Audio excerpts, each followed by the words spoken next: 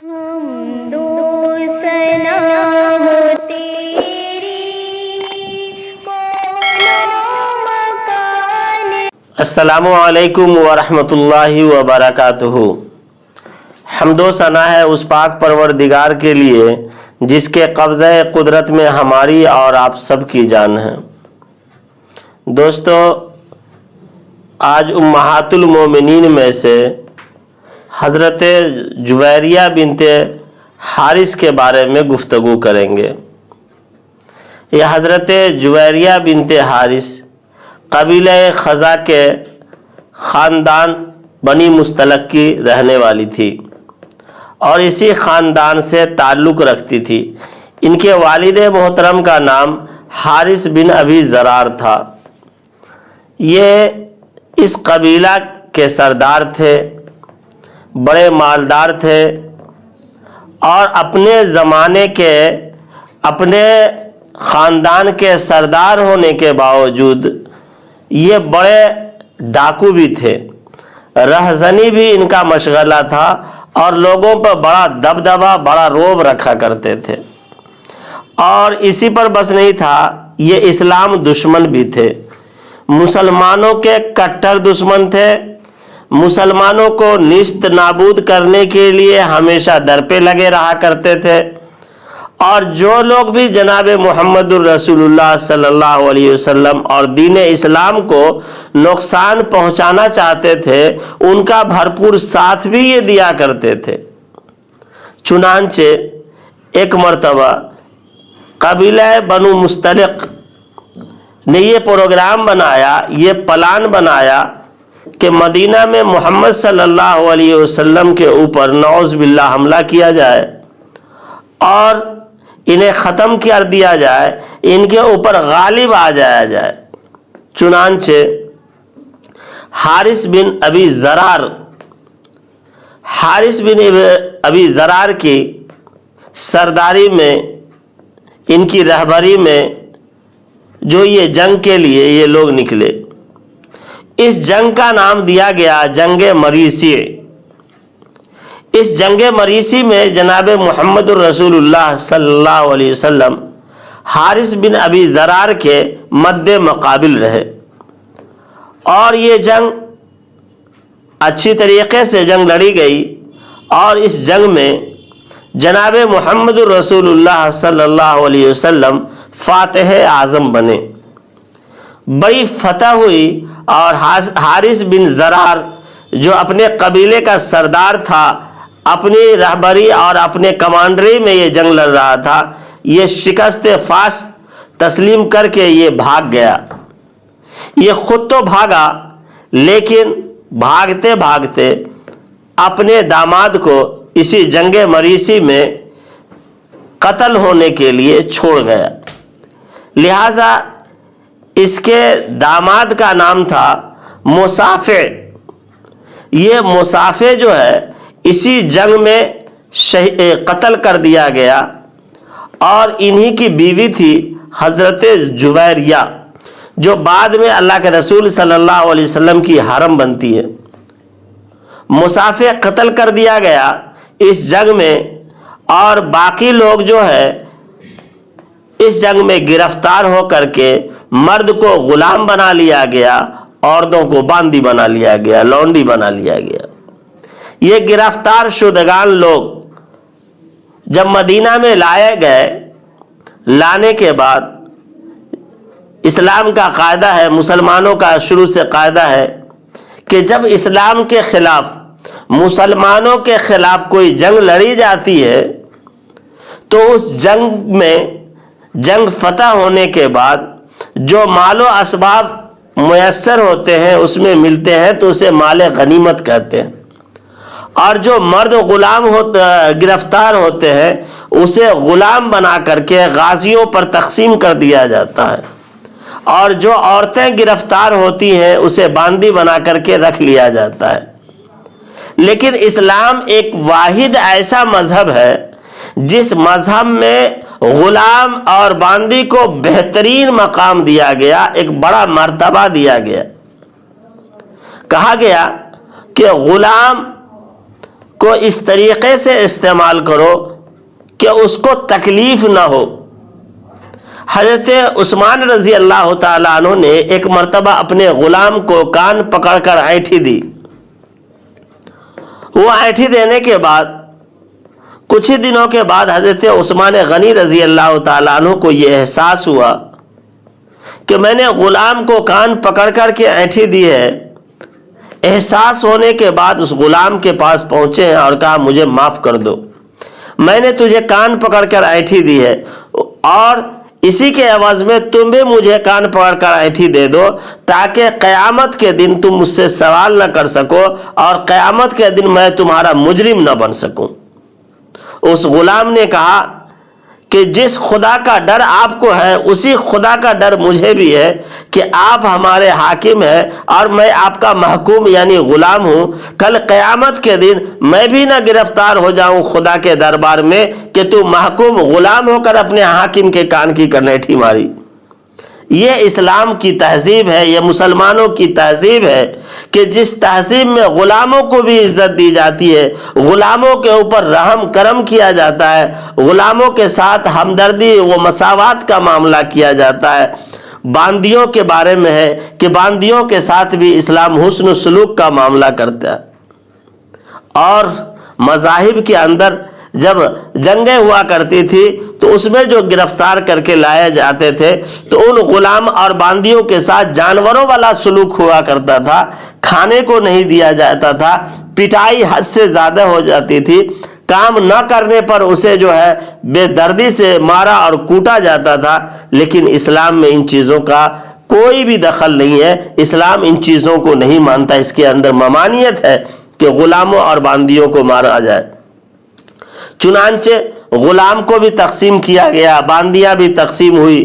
جناب محمد الرسول اللہ صلی اللہ علیہ وسلم کے حصے میں 40 غلام آئے اور حضرت جویریہ رضی اللہ تعالی عنہ یہ باندی بن کر کے حضرت ثابت بن قیس رضی اللہ تعالی عنہ کے حصے میں جاتی ہیں۔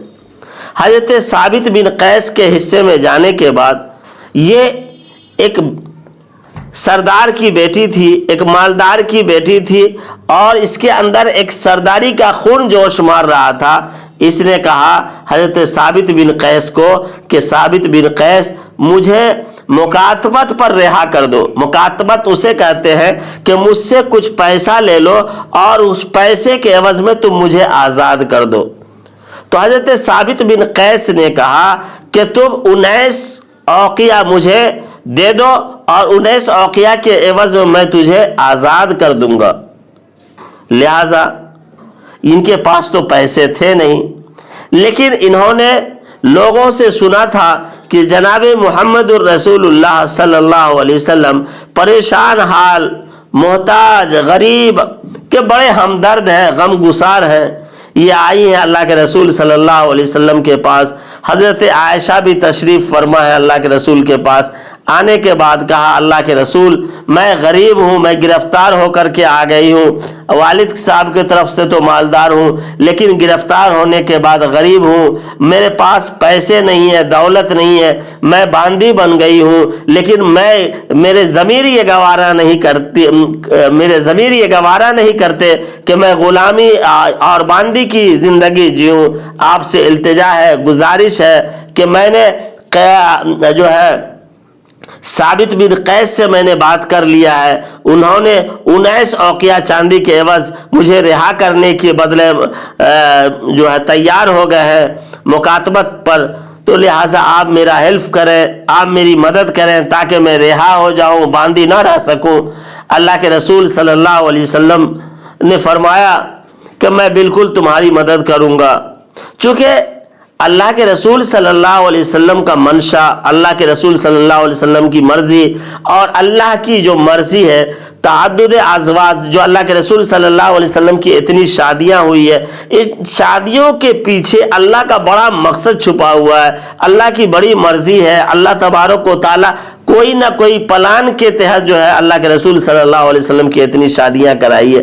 اللہ کا منشا یہ تھا کہ جویریہ سے جناب محمد الرسول اللہ صلی اللہ علیہ وسلم اگر نکاح کرتے ہیں تو بنو مستلق یہ خاندان جو ہے پورا یہ خاندان اسلام کے دائرے میں داخل ہو جائے گا اور یہ مسلمان ہو جائیں گے۔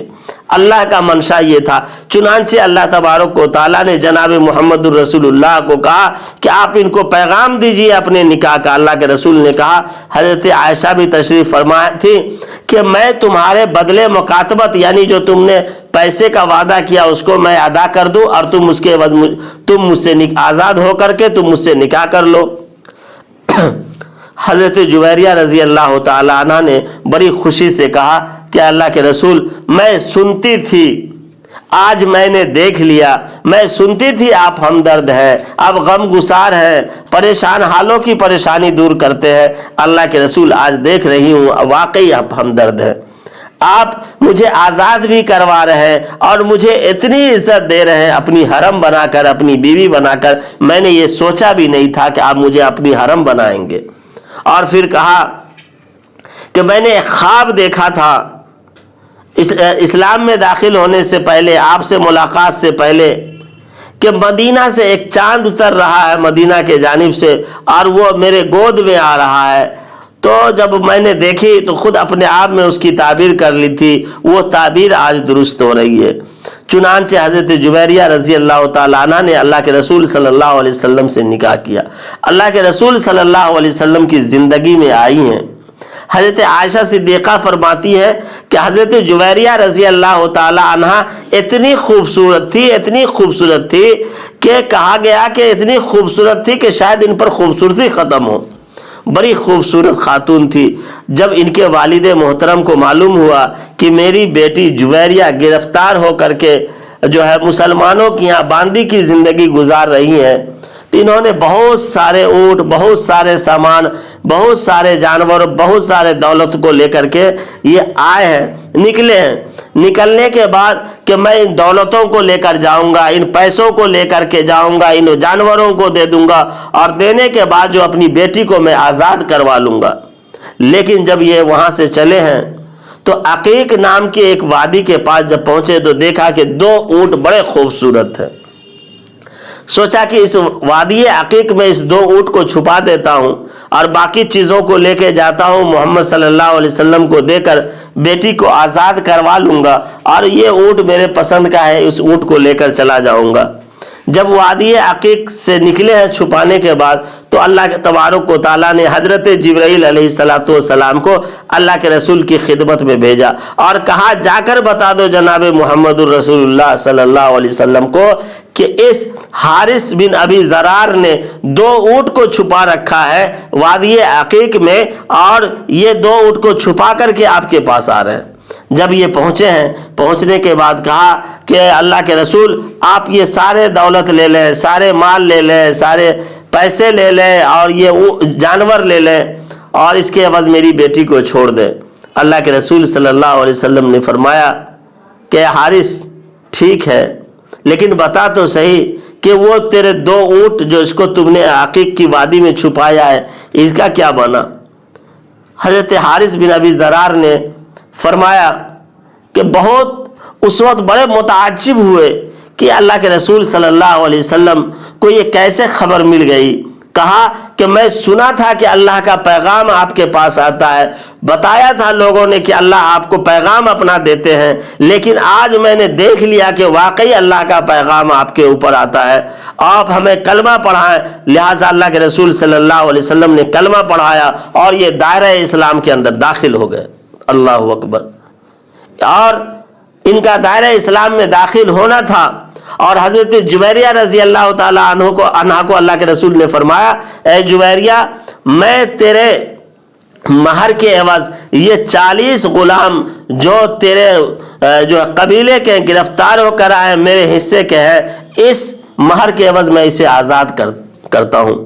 لہٰذا آزاد کر دیا گیا۔ جب اللہ کے رسول صلی اللہ علیہ وسلم کی اس محبت، اس شفقت کو دیکھا تو فوراً جو ہے صحابہ کرام رضوان اللہ تعالی علیہم اجمعین جن کے حصوں میں غلام گئے تھے، سب کے سب نے غلاموں کو آزاد کر دیا۔ تاریخ کی کتابوں میں ہے کہ 600 غلاموں کو اسی دن آزاد کر دیا گیا، یہ کہا کر کہ جناب محمد الرسول اللہ صلی اللہ علیہ وسلم کے سسرالی خاندان کے لوگ ہیں۔ چونکہ جب اللہ کے رسول کے یہ سسرالی خاندان کے ہو گئے تو خود بخود یہ لوگ قابل احترام اور قابل معظم ہو گئے اور قابل عزت والے ہو گئے، لہٰذا صحابہ کرام نے اتنی عزت دی کہ سب کو آزاد کر دیا۔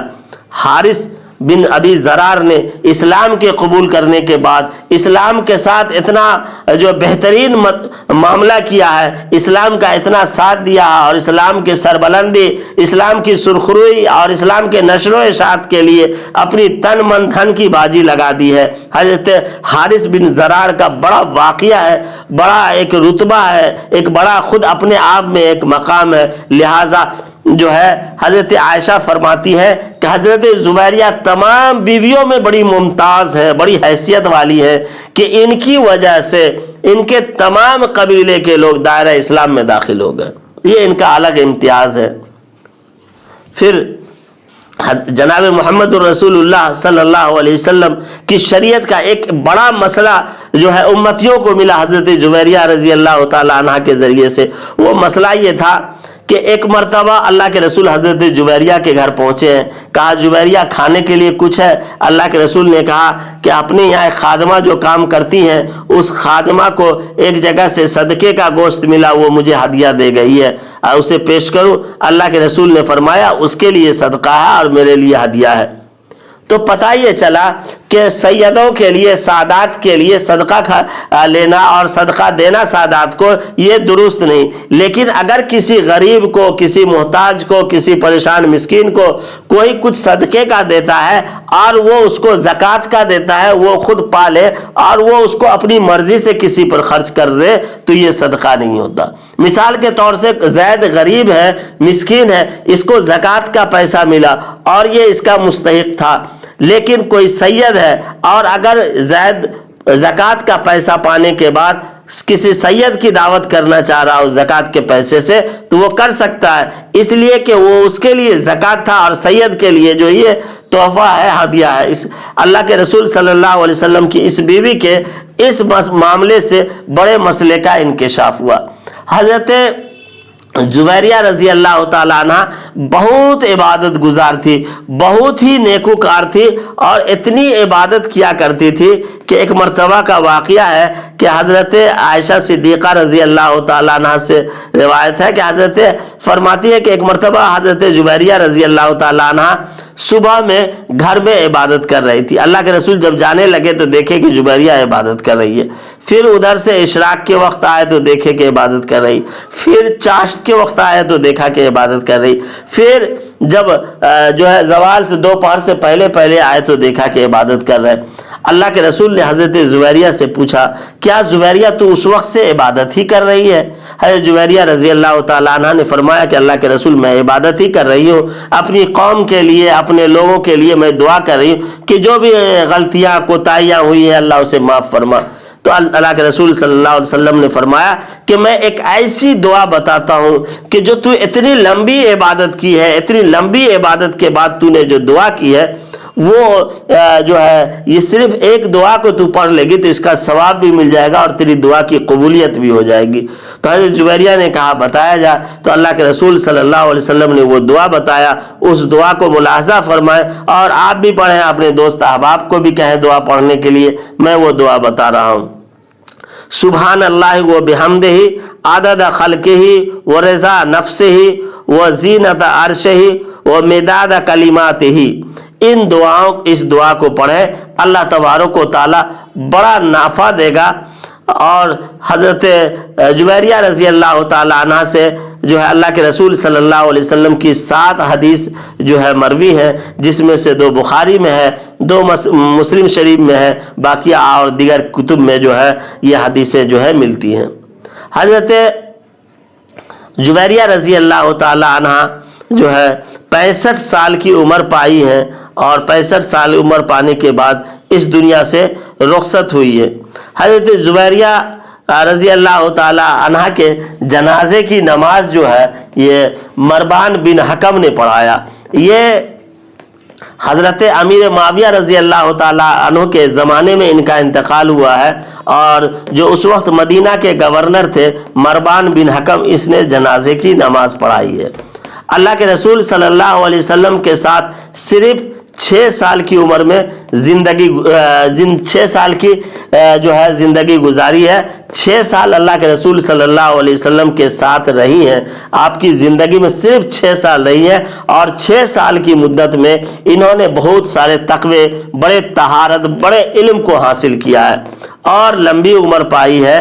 65 سال کی عمر میں ان کا انتقال ہوا, اور حضرت امیر معاویہ رضی اللہ تعالیٰ عنہ کے زمانے میں ان کا انتقال ہوا.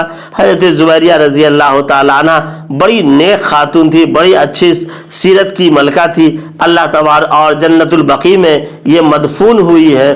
اللہ تبارک و تعالیٰ جو ہے ان کے قبر پر کروڑوں اربوں جو رحمتیں نازل فرمائے. اللہ تبارک و تعالیٰ ان کی قبر پہ ہمیں بھی لے جائے اور آپ کو بھی لے جائے. اللہ تبارک و تعالیٰ ہماری اس ماں کے صدقے طفیل ہم تمام لوگوں کے سیئات کو اللہ تبارک و تعالیٰ حسنات سے بدل دے. ہم تمام لوگوں کو اللہ تبارک و تعالیٰ دونوں جہاں کی سرخروئی عطا فرمائے. اللہ ہمارا اور آپ سب کا حامی و ناصر ہو.